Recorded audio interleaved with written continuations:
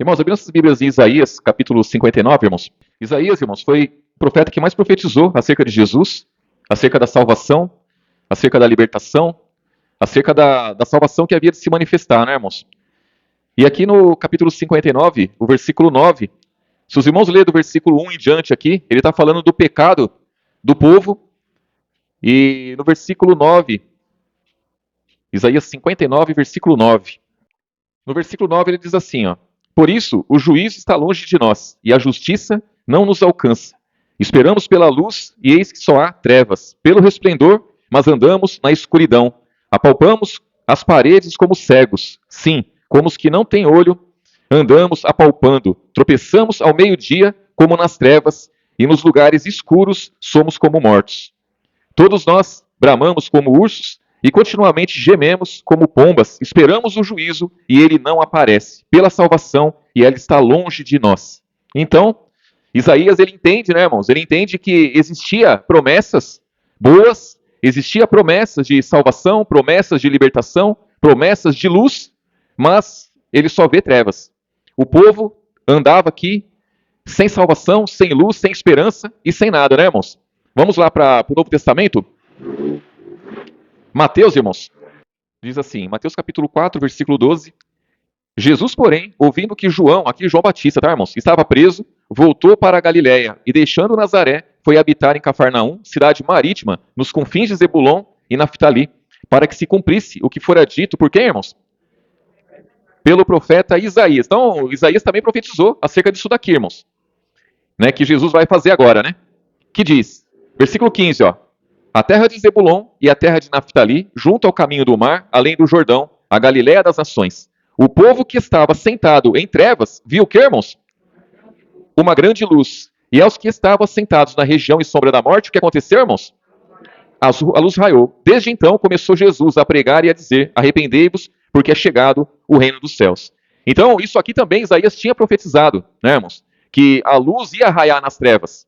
Que o povo estava em trevas, mas ia enxergar uma luz. Só que naquele momento, lá de Isaías 59, quando ele fala aquilo, ele não via nada disso.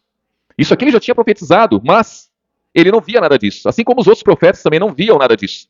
E a luz, ela só se manifestou através de Jesus. Então, para Jesus, quando Jesus chega, irmãos, aquele povo, o povo estava em trevas, o povo não tinha luz ali, e quando Jesus chega, a luz raia, e aí ele começa a pregar, irmãos. Então, a pregação de Jesus é o que traz entendimento para o ser humano, e esse entendimento, irmãos, ele é poderoso. A palavra que veio através de Jesus, essa palavra é poderosa, irmãos. É poderosa. É poderosa para transformar uma pessoa, é poderosa para tirar a pessoa da morte e trazer para a vida, irmãos. A palavra é poderosa, mas também, por outro lado, a luta que nós enfrentamos é por conta de quê, irmãos? A luta que nós enfrentamos é por conta da palavra. Como diz lá em Hebreus, Hebreus capítulo 4, irmãos. Então a luz, quando ela chega, irmãos, ela não chega à toa. Porque a palavra de Deus, ela é viva. E o que mais, irmãos? Eficaz. E o que mais? Olha que coisa, irmãos. Então, a palavra de Deus, ela é viva, eficaz e mais penetrante do que qualquer espada de dois gumes e penetra até a divisão da alma e do espírito e das juntas e medulas. E é apta para discernir os pensamentos e a intenção da onde, irmãos? Do coração. E não há criatura alguma encoberta diante dele. Diante de quem, irmãos? De Jesus. Antes, todas as coisas estão nuas e patentes aos olhos daquele com quem temos de tratar. Então, o nosso negócio é com Jesus, irmãos. O nosso negócio hoje não é mais com maligno. Outra hora era. Antes era com maligno. Antes a gente tratava com maligno, sem saber. A gente achava que servia a Deus, achávamos que éramos filhos de Deus, e ao conhecer a palavra, irmãos, a gente percebe que só é filho de Deus aquele que tem essa palavra. Essa palavra, ela tem o poder de tornar o homem e a mulher filhos de Deus. Mas ela também tem o poder de discernir a intenção do coração. Ela tem o poder de penetrar no mais profundo do homem e descobrir ali o que tem, irmãos. E manifestar. E é isso que é o problema, irmãos. Porque muitas vezes a palavra manifesta em nossas vidas aquilo que não é do nosso agrado, que não é do agrado da nossa carne. E tem que ser acertado, né, irmãos? Esse é o problema. Então nós passamos por muitas situações, e as situações que nós enfrentamos, essa palavra ela vai operando em nós, ela vai agindo em nós, e vai manifestando em nós. Muitas coisas manifesta nas pessoas, muitas coisas, e nós como homens e mulheres espirituais, nós temos que saber lidar com tudo isso, né, irmãos? A nossa luta é essa. A luta do cristão é essa. É uma luta que o mundo não enfrenta, porque o mundo não fica exposto diante da palavra. O mundo só fica exposto diante da palavra quando a pessoa ela tem entendimento, ou quando alguém tem entendimento e discerne ela, porque ela mesma não percebe. As pessoas no mundo, elas se sentem e se julgam as melhores. A pessoa no mundo, ela sempre acha um motivo para se gloriarmos. Ela sempre acha um motivo para se gloriar. Ela sempre acha alguma coisa para justificar as falhas dela. Dificilmente a pessoa vai se sentir um miserável no mundo. A pessoa só se sente um miserável quando ele se coloca diante de Jesus. Quando a luz raia na vida dele, aí ele se sente um miserável diante de Jesus. Aí ele começa a reconhecer as misérias dele. Começa a reconhecer, porque a palavra começa a expor o que tem na pessoa. Então, a luta do cristão é bem por conta, irmãos, do poder que tem a palavra. Por isso que o povo judeu não aceitou a palavra de Jesus. Porque a palavra de Jesus expunha eles. A palavra de Jesus expunha o Deus do Antigo Testamento. A palavra de Jesus expunha as trevas que eles andavam, mesmo tendo uma religião. Mesmo tendo o conhecimento que eles tinham, quando Jesus chega, começa a expor. Olha, vocês são filho do maligno. E Jesus fala isso abertamente para eles. Né? Em João capítulo 8, lá no versículo 40 em diante, lá, Jesus já começa a expor que eles são filhos do maligno, e eles achavam que eram filhos de Deus. Eles achavam que tinha uma lei que ajudava eles. E Jesus deixa bem claro para todos eles que a lei, ela mata, né, irmãos? Ela é ministério da morte, ministério da condenação. Ele fala isso através do apóstolo Paulo. Jesus fala isso através de Estevão, fala abertamente que eles estavam condenados. E aí, irmãos, glória a Jesus, nosso comprador deles chegou. Tá vendo, irmãos? Falei que ele ia chegar, chegou. Glória a Jesus. Falei que estava saindo de lá, irmão. Ó. O comprador deles deve estar saindo de lá. Já estava chegando já, né? Que benção. Versículo 13 aqui, irmãos. E não há criatura alguma encoberta diante dele. Antes, todas as coisas estão nuas e patentes aos olhos daquele com quem temos de tratar. Versículo 14, ó. Visto que temos um grande sumo sacerdote, Jesus, Filho de Deus, que penetrou nos céus, retenhamos firmemente a nossa confissão, porque não temos um sumo sacerdote que não possa compadecer-se das nossas fraquezas, porém um que, como nós, em tudo foi tentado. De que forma, irmãos? Mas sem pecado. Cheguemos, pois, com confiança ao trono da graça, para que possamos alcançar misericórdia e achar graça, a fim de sermos ajudados. Em que tempo, irmãos? No tempo oportuno. Então não é o tempo que nós queremos, irmãos. Quando nós colocamos algo diante de Deus, a gente coloca já com uma expectativa de que estamos orando e clamando e pedindo, e ele vai ouvir e logo ele vai fazer. E não é dessa forma que funciona, irmãos. Porque existe um plano da salvação, existe um ministério da reconciliação, e aí, irmãos, nós estamos nisso. Nós estamos nesse plano da salvação, no ministério da reconciliação. O ministério da reconciliação está em cada um de nós.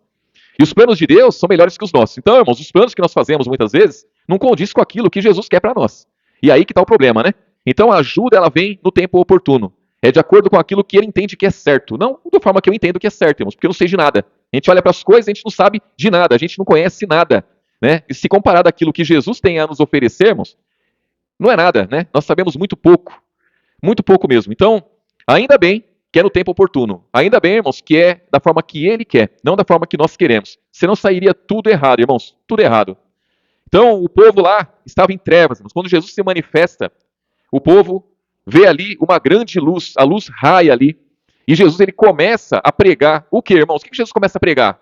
Arrependei-vos, porque é chegado o reino dos céus. Então, o reino dos céus, ele chega com esclarecimento, irmãos. O reino dos céus, ele chega na luz, chega manifestando as trevas, chega manifestando o erro, o engano, irmãos. O engano que o povo estava até Jesus chegar. Quando Jesus chega, a coisa muda de figura. Vamos lá em João, irmãos, Evangelho de João. João capítulo 12, irmãos. Aqui o versículo 42. Jesus aqui, né, irmãos, tem um embate aqui. O povo se pega com Jesus o tempo todo, né? Aqui no versículo 42, olha o que diz aqui, ó. Apesar de tudo, até muitos dos principais creram nele, mas não confessavam. Por causa do quê, irmãos? Dos fariseus, para não serem expulsos da onde, irmãos?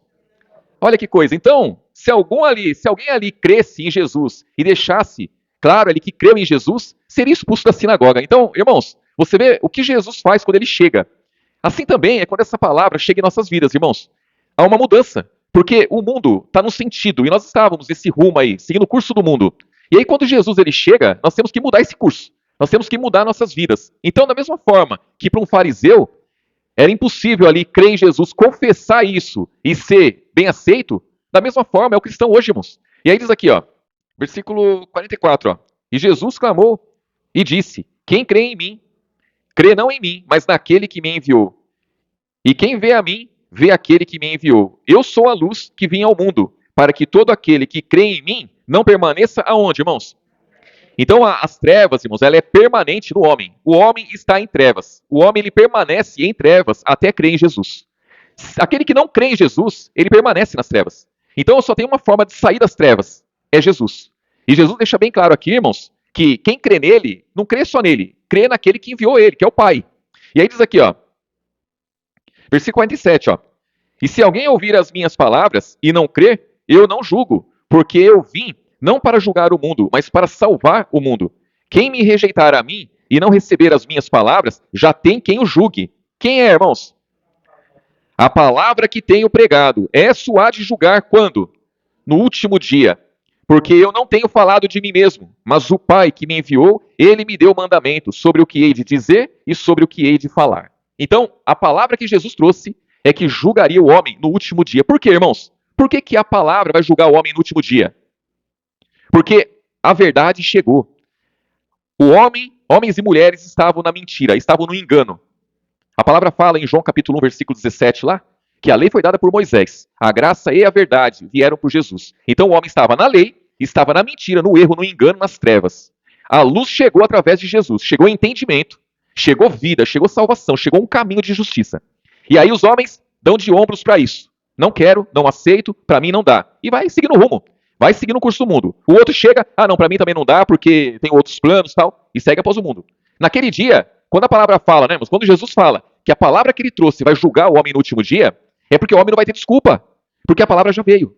Então a verdade, ela prevalece sobre a mentira. A luz prevalece sobre as trevas. Então, os homens naquele dia, eles vão para o lago de fogo por não ter aceito a palavra da verdade. Eles vão para o lago de fogo por não ter entregue suas vidas a Jesus, ao Salvador, aquele que pode dar vida. Então os homens permanecem como querem, permanecem nas trevas, permanecem no engano, permanecem no erro, permanecem no pecado, sem problema nenhum. Jesus não vai pesar a mão, ele não vai enlaçar as pessoas, não, você tem que seguir após mim, senão eu vou ficar irritado contra você de forma nenhuma, ele deixa. Mas, naquele dia, a palavra que ele trouxe e a palavra que é pregada hoje, irmãos, a palavra ela expõe no dia de hoje, ela expõe o erro, ela expõe o engano. Só não enxerga, irmãos, só não enxerga quem não quer. E aí diz aqui, ó, versículo 50, ó, e sei que o seu mandamento, olha só que coisa, vou ler o 49 de novo, ó, porque eu não tenho falado de mim mesmo, mas o Pai que me enviou, ele me deu mandamento sobre o que hei de dizer e sobre o que hei de falar. E sei que o seu mandamento é o que, irmãos? Qual é o mandamento do Pai? A vida eterna. Portanto, o que eu falo, falo como o Pai me tem dito. Então, irmãos, o mandamento do Pai é vida eterna. Quando Jesus veio ao mundo, ele veio trazendo vida, ele veio trazendo entendimento aos homens, ele veio trazendo salvação. O apóstolo Paulo, aqui em 1 Timóteo, vamos lá em 1 Timóteo, ele fala sobre isso, né, irmãos? No capítulo 2, 1 Timóteo capítulo 2, o versículo 1, irmãos. Aqui o apóstolo Paulo ele dá um conselho bom aqui, né, irmãos? Diz assim, ó: admoesto-te, pois, antes de tudo, que se façam deprecações, orações, intercessões e ação de graça por todos os homens, pelos reis e por todos que estão em eminência, que exercem autoridade, para que tenhamos o que, irmãos? Uma vida quieta e sossegada em toda piedade e o que mais, irmãos? Isso é bom ou ruim, irmãos? Isso é ótimo, irmãos. Então, todos nós queremos uma vida sossegada, uma vida quieta. E para isso, ele orienta, fala assim, ó, orem por todos os homens. Orem por aqueles que exercem autoridade. Orem por a... Por quê, irmãos? Por que ele fala isso? Irmãos, porque não adianta reclamar. Não adianta a pessoa entrar no supermercado e ficar murmurando e reclamando do preço do café, o preço do leite, o preço do açúcar, o preço da carne, o preço... Não adianta. Não adianta a pessoa reclamar do preço do IPVA, o preço do IPTU. Não adianta a pessoa reclamar, irmãos, que as coisas estão aumentando, reclamar que... Irmãos, a corrupção está aí, está no mundo. Nós estamos no meio disso. Nós vivemos no meio disso. E nós temos que conviver com tudo isso.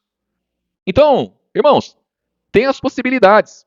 Deixa de tomar café, toma chá, deixa de comer carne, come sei lá o quê. E vai se virando. Vai se virando, irmãos, conforme pode. E se tiver que fazer alguma coisa, ore. Ore por aqueles que exercem autoridade, para que nós possamos ter uma vida quieta, uma vida sossegada. Porque o mundo, os homens ímpios vão de mal a pior. A palavra diz, eles vão enganando, sendo enganados e vão tocando o barco, irmãos, vão tocando a vida. E para nós o que resta é seguir adiante, olhando para Jesus, seguindo os conselhos da palavra, que é importante para nós, irmãos. E pronto, e acabou. Não tem para onde correr, irmãos. Não tem para onde correr. Por que ele fala isso? Versículo 3, ó. Porque isso é bom e agradável diante de Deus, nosso Salvador. O que é bom e agradável diante de Deus, nosso Salvador? Que oremos por todos os homens. É bom e agradável que nós intercedemos por esses homens. Por quê, irmãos? Por que é bom e agradável? Aí ele vem dizer aqui no versículo 4, ó. Que quer que todos os homens se salvem e venham ao conhecimento da verdade. Então, Deus quer isso. O nosso Pai, Ele quer isso. Ele quer que todos os homens se salvem e venham ao conhecimento da verdade. Se salvem do quê, irmãos? Se salvem do quê? Se salvem das trevas, se salvem da lei, se salvem do engano, se salvem do jugo pesado da lei, do pecado, da morte, para vir ao conhecimento da verdade, irmãos. Ninguém vem ao conhecimento da verdade se não for salvo dessas coisas. Então Jesus, ele salva as pessoas dessa situação para a pessoa poder crer, entender a sua palavra e seguir adiante. Salvar uma pessoa é fácil, irmãos? Salvar uma pessoa não é fácil. Salvar uma pessoa não é fácil, irmãos. Se você vai salvar uma pessoa, se você não tomar cuidado, você morre junto com ela. De tão difícil que é salvar uma pessoa dependendo da situação. Dizem que esse salva-vidas aí, né, irmãos, vai salvar a pessoa que está morrendo afogada lá.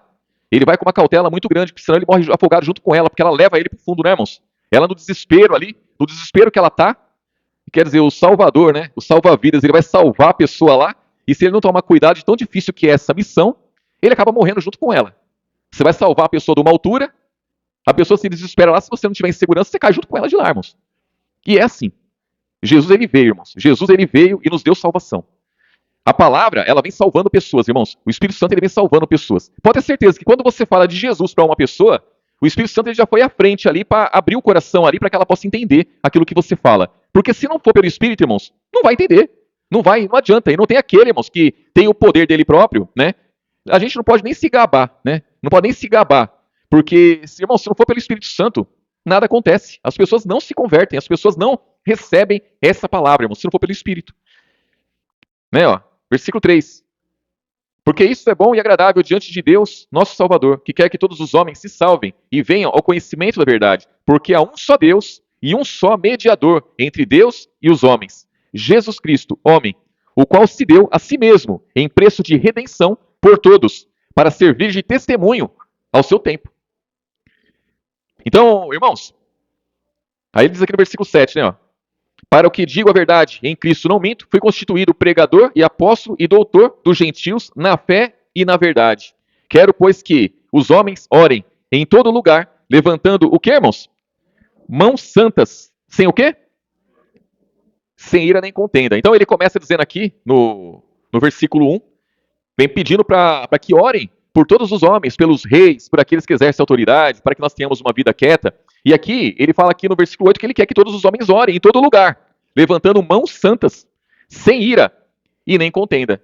Porque, irmãos, se nós não tomarmos cuidado com esse mundo que nós vivemos, a ira e a contenda, irmãos, é o que mais tem aí.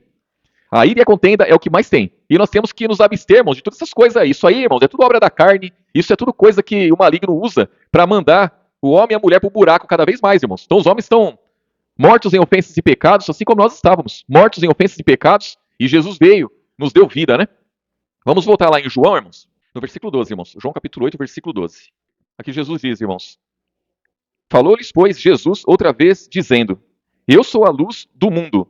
Quem me segue não andará onde, irmãos? Não andará em trevas, mas terá o quê, irmãos? A luz da vida.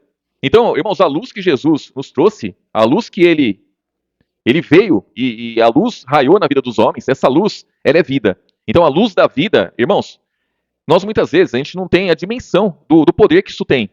De você ter essa luz em você, a luz da vida. E Jesus, ele fala isso aqui em Mateus, né? Mateus capítulo 5, versículo 13. Aqui Jesus, ele está orientando aqui os discípulos, né, irmãos? Ele fala das bem-aventuranças aqui. E no versículo 13, Mateus capítulo 5, versículo 13, irmãos, ser um discípulo é algo importante, né, irmãos? Porque nós somos discípulos de Jesus, cada um de nós, discípulos de Jesus. Nós aprendemos com ele. Nós levamos, irmãos, a imagem, o caráter de Jesus adiante. Nós levamos aquilo que ele nos deu adiante, irmãos. Nós somos imitadores dele. Quando você quando você busca cumprir a palavra, fazer com que essa palavra se cumpra na sua vida, você é um discípulo. Você está imitando Jesus. Você está levando tudo que ele te deu, levando adiante para as demais pessoas. Aqui ele diz aqui para os discípulos, ó, versículo 13: Vós sois o sal da terra, e se o sal for insípido, com que se há de salgar? Para nada mais presta, senão para se lançar fora e ser pisado por quem, irmãos? Pelos homens. Irmãos, eu creio que nenhum de nós queremos ser pisado pelos homens. Todos nós queremos andar de cabeça erguida, todos nós queremos andar como Jesus andou. Jesus, ele não se submeteu ao pecado de ninguém. Jesus não se submeteu à lei que os judeus já tinham. Ele não se submeteu a nada disso, irmãos. Ele trouxe a palavra do Pai. Aquilo que ele tinha que cumprir, ele cumpriu. Os pais dele cumpriram lá os mandamentos da lei lá, nele, sem problema nenhum. Ele cumpriu tudo que tinha que cumprir, cumpriu tudo. Mas ele nunca foi sujeito a nada daquilo, irmãos. A lei era contra aquilo que ele trouxe. A lei era contra o Pai. E ele confessou o Pai até o último dia. Ele foi obediente até a morte e morte de cruz. A lei mandou ele para a cruz. Então ele bateu de frente com tudo que ele tinha que bater. Ele andou de cabeça erguida, embora recebendo chicotada, embora recebendo cuspida na cara, mas ele andou de cabeça erguida. E eu creio que nenhum cristão quer ser pisado por homem nenhum. Ou pelo menos não deveria querer, irmãos. Mas o cristão, ele é pisado pelos homens quando ele deixa de ser sal. Ele é pisado pelos homens quando ele deixa de ser luz. E aí diz aqui, ó. Versículo 14, ó. Vós sois a luz do mundo. Jesus, ele disse que ele era a luz. E nós temos certeza disso. Quando ele chegou ao mundo, irmãos, como homem, ele era a luz do mundo. Não tinha nada que tinha poder de dar entendimento para os homens. E ele veio e ele trouxe, ele deu entendimento. Vós sois a luz do mundo. Não se pode esconder uma cidade edificada sobre o monte. Nem se acende uma candeia, uma lamparina e se coloca debaixo do alqueire, debaixo da mesa, mas no velador e dá luz a todos que estão na casa. Versículo 16. Assim resplandeça a vossa luz diante dos homens, para que vejam as vossas boas obras e glorifiquem a quem, irmãos? Ao vosso Pai que estás no céu. Irmãos, essa palavra que nós recebemos, tem poder ou não tem? Imagine cada um de nós, a situação onde nós estávamos. Quem era cada um de nós, irmãos? Quem era eu? Quem eram os irmãos antes de receber essa palavra? E essa palavra fez uma mudança, transformou nossas vidas. E hoje nós temos uma missão de ser o sal da terra. Temos uma missão de ser a luz do mundo, porque Jesus, ele é a luz. E ele veio, e quando ele chegou, irmãos, a luz raiou. Jesus, ele ia para o Pai. Ele ia sair do mundo, ele não estaria mais. E ele fala para os discípulos, vocês são a luz do mundo. Irmãos, homens e mulheres não recebem o Espírito Santo somente para se salvar naquele dia. O Espírito Santo é o selo que nós temos para a salvação. E quem não tiver o Espírito Santo está em trevas. Quem não tiver o Espírito Santo vai para o lago de fogo. Mas esse Espírito Santo em nossas vidas, ele serve para que a luz que há em nós raia, para que as pessoas elas vejam as boas obras, irmãos, e glorifiquem a quem? A nós? Não, glorifiquem a Deus, ao Pai que está nos céus. Então, o Espírito Santo em nossas vidas, a luz que há em nós, irmãos, ela serve para ser manifesta a todos os homens. Nós passamos por lutas, tribulações, dificuldades, batalhas espirituais, passamos por dificuldades, passamos. Mas tem que ter uma luz em nós. Essa luz tem que ser manifesta, irmãos. Porque os homens estão em trevas. Os homens, irmãos, a palavra fala que nós somos o sal, e se o sal não salgar, ele não presta para nada. O que Jesus está dizendo aqui é que se eu não estiver em vocês, vocês não prestam para nada. Se vocês não tiverem o poder em vocês de temperar esse mundo, vocês não prestam para nada. Vocês vão ser pisado pelos homens. E é uma verdade, irmãos. Irmãos, é melhor a pessoa embarcar no mundo e fazer tudo que o mundo manda e curtir o mundo e ficar à vontade do mundo e ir para o lago de fogo naquele dia, do que a pessoa confessar Jesus com os lábios e o coração está bem longe dele. A pessoa não vai curtir o mundo, não vai viver as maravilhas que o mundo oferece e vai se enganar o tempo todo e vai para o lago de fogo. Então, muitos irmãos, muitos disseram, eu sou cristão, eu sirvo a Deus. Está debaixo da lei, está debaixo do pecado, debaixo de condenação, vai para o lago de fogo e só viveu uma religião a vida toda. Uma vida toda, é o que ele fala aqui, ó. É o que ele fala aqui em Mateus capítulo 7, aqui, ó. No versículo 21. É um alerta que Jesus nos dá. É um alerta que ele dá aqui e que é uma realidade, irmãos. O sistema religioso é grande demais, irmãos. São muitos homens e mulheres que estão seguindo e falando, eu sirvo a Deus, oram a Deus, mas... E aí diz aqui, ó, Mateus capítulo 7, versículo 21. Nem todos que me diz, Senhor, Senhor, entrará no reino dos céus. Mas aquele que faz a vontade do meu Pai, que está onde, irmãos? Nos céus. O Pai que ninguém viu, o Pai que não tinha se manifestado, quem manifestou o Pai foi Jesus, mas quando Jesus manifestou o Pai, muitos já tinham visto o que eles achavam que era o Pai. Muitos já tinham visto a Deus, muitos já tinham... Tá, a palavra fala que ele habita na luz inacessível, a qual nenhum dos homens viu nem pode ver. Versículo 22, ó. Muitos me dirão naquele dia, Senhor, Senhor, não profetizamos nós em teu nome? Olha a confiança que essa pessoa vai ter, irmãos. Ou teria, isso aqui não vai acontecer, tá, irmãos? Isso aqui ele está dando uma referência de como seria. Olha a confiança que a pessoa tem. Nós profetizamos em teu nome, Jesus. Olha só, e em teu nome expulsamos demônios. Olha que coisa, irmãos. Expulsam demônio no nome de Jesus. E em teu nome não fizemos muitas maravilhas? Então as pessoas, elas oram a ele, elas pregam em nome dele, elas curam em nome dele, fazem maravilhas em nome dele. Versículo 23. E então lhes direi abertamente, nunca vos conheci, apartai-vos de mim, vós que praticais o quê, irmãos? Iniquidade, a vontade própria, vocês que andam por caminhos próprios, vocês que andam no caminho que vocês traçam para vocês. Vocês andam segundo a vontade de vocês. É aquilo, isso me convém, eu faço, o que não convém, eu não faço. Isso me serve, eu pego, o que não serve, eu largo para lá. Iniquidade, irmãos, é vontade própria. Então, nunca vos conheci. Eu nunca estive em vocês. Vocês nunca estiveram em mim. A gente nunca teve um relacionamento, nunca tivemos comunhão. Nós nunca tivemos. E é o que ele vai dizer. Quando vocês estavam profetizando, eu não estava em vocês. Quando vocês estavam curando, eu não estava em vocês. E aí vem a pergunta, quem é que estava, irmãos? Quem é que estava nessas pessoas? Porque, irmãos, podem ter certeza, curas acontecem. Acontecem. Cura acontece. Isso não é mentira, irmãos. Muita coisa é? Sim, lógico que é. Tem tem uns absurdos aí, irmãos. Tem, lógico que tem. Tem. As maravilhas acontecem. Jamais eu vou dizer que nunca a pessoa foi curada. Não, foi, lógico que foi. Foi. Às vezes por um picareta que não conhece a Jesus, não serve a Jesus, vai lá e ora, a pessoa é curada. Irmãos, o diabo, ele faz o que ele... Não o que ele quer, tá, irmãos? Ele não faz mais o que ele quer, não, viu? Porque o poder dele foi meio que limitado. Mas ele faz muita coisa nesse mundo, irmãos. Muita coisa. Muita coisa. A palavra fala que ele tinha o império da morte. O império. Irmãos, imagina o que é o império da morte. É ele que manda. É ele que faz e acontece e não tem quem mande nele. Aí Jesus vem e dá vida por toda a humanidade. Vence o pecado, vence a morte. Ele perdeu o império, irmãos. Ele perdeu o império. Porém, o último inimigo a ser aniquilado é a morte. E aí Jesus, irmãos, hoje, ele usa de tudo isso para quê, irmãos? Para que o cristão, ele venha crescer, para que o cristão, ele venha perseverar e ser luz, ser o sal dessa terra, irmãos. Então, a morte está aí. O pecado, irmãos, o mundo jaz no maligno, o mundo está no maligno. O pecado é grande, as transgressões aumentam cada vez mais, as maravilhas desse mundo tá aí, irmãos. A evolução vem, quanto mais o mundo, as coisas evoluem, irmãos, as coisas evoluem junto com o pecado. Então o ser humano, ele vai mudando a forma de pensar, a forma de agir, ele vai mudando os gostos dele, e o mundo vai ditando tudo isso, irmãos. As pessoas mudam porque o mundo dita as regras, as pessoas estão no curso do mundo. E as coisas vão... Aí a gente fala assim, né? O que vai ser daqui 50 anos? O que vai ser daqui 10 anos? Irmãos, quem falou isso há 20 anos atrás, tá certíssimo. Né? Há 20 anos atrás, o que vai ser daqui 20 anos? Irmãos, as coisas mudaram demais. As facilidades, muita facilidade, muitas coisas. Boa para o mundo. Mas, irmãos, para o reino de Deus, as coisas só vão piorando. Só piorando. E o que vai fazer a diferença, irmãos, é o cristão. O que vai fazer a diferença é o discípulo de Jesus que está no mundo aí, ó. Até a vinda de Jesus. Sendo o sal, sendo luz, batendo de frente com o pecado, com o erro, com o engano, sofrendo afronta e passando por todas essas coisas, irmãos.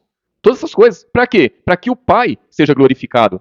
Para que toda a honra, toda a glória seja dada àquele. Aqui no capítulo 7, ó, versículo 24, no versículo à frente aí, ó. Olha o que vai dizer aí, ó. Onde nós estamos mesmo, no versículo 24. Mateus capítulo 7, 24. Todo aquele, pois, que escuta essas minhas palavras e as pratica, assemelhá-lo-ei ao homem prudente, que edificou a sua casa sobre o que, irmãos? Sobre a rocha. E desceu a chuva, correram rios, sopraram ventos e combateram aquela casa. E não caiu, porque estava edificada sobre a rocha. Aquele que ouve essas minhas palavras e as não cumpre, Compará-lo-ei ao homem insensato que edificou a sua casa sobre o que, irmãos? Areia. Desceu a chuva, correram rios, sopraram ventos, combateram aquela casa e caiu. E foi grande o que, irmãos? A sua queda. Irmãos, qual é a diferença das duas edificações? É a estrutura. Quem é a estrutura? É Cristo. Então, o apóstolo Paulo, ele fala, né, irmãos, que ele, como sábio arquiteto, ele pôs o fundamento. E cada um edifica sobre esse fundamento. E ninguém pode mudar o fundamento, o qual é Cristo. Então, essa rocha aqui é Cristo. Aquele que edifica sobre Cristo é aquele que ouve a palavra e pratica. Aquele que não pratica, ele não está edificando sobre Cristo. Ele está edificando na areia. Vai vir o vento, vai vir a chuva, vai derrubar a casa. E não vai adiantar falar. Eu comprei tijolo, comprei areia, comprei pedra, comprei cimento, eu coloquei o melhor revestimento, eu coloquei o melhor telhado, eu coloquei... Irmãos, faltou Jesus, faltou estrutura. Então a estrutura é a obediência ao Novo Testamento, irmãos. A obediência ao Novo Testamento é uma estrutura para a edificação. Aí, como cada um vai edificar, aí que é o problema, né, irmãos? A palavra fala, irmãos, que uns dá fruto a 30, outros a 60, outros a 100. Mas o importante é estar estruturado em Cristo. Isso é importante, irmãos. O alicerce é o importante. É a parte chata da construção, né, irmãos? A parte chata é o alicerce, né? Os construtores aí, eles sabem muito bem disso. Eles perdem o maior tempo lá cavando buraco e socando a terra e enchendo lá as colunas, tudo, o alicerce. Mas aquilo lá que vai dar sustento, irmãos, para a edificação que eles vão fazer. A mesma coisa é as pessoas aí. O sistema religioso, irmãos, é isso. A pessoa, ela vive só da religião e não tem Cristo, ela está edificando todos os dias. Vai chegar uma hora que o vento vem, a chuva vem, derruba, e depois não adianta dizer, mas eu edifiquei com coisas boas. Irmãos, a estrutura que é o importante, a obediência à verdade, é a obediência à luz que raiou através de Jesus, né, irmãos? Isso é importante para todos nós. E permanecermos firmes nisso, irmãos.